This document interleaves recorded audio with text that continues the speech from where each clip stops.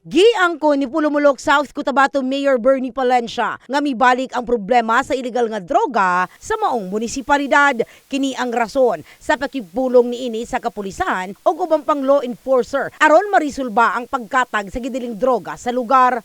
Actually, ang Pulumulok is very enticing talaga ito sa drug dealing is because of the permanent na hanap buhay sa taga Pulumulok is because sa presence ang mga dagko nga company, no.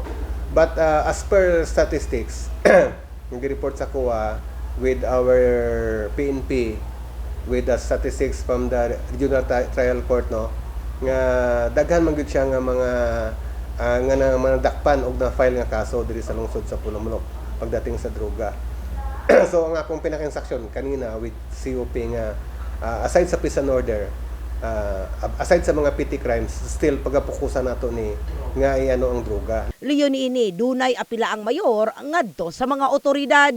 Ang akon lang nga if we will sa mga men in uniform nato, including sa mga intelligence nato diha, nga kung as much as possible kung wala lang may harsh reaction, pagahuli o imminent danger doon sa mga operatives nato, as much as possible, tagaan pa natong sila tsansa nga mabuhay pa man pod. Sa bahin ni Police Lieutenant Colonel Peter Pinalgan, hepe sa kapulisan sa lugar, hugot nilang gipatuman sa tanang operasyon ang rule of law.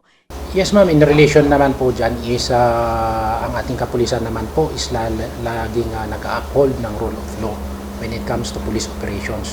And yun din yung in-assure natin sa ating butihing mayor ng Pulumulok na uphold natin yung rule of law in all police operations, not only illegal drugs but all police operations.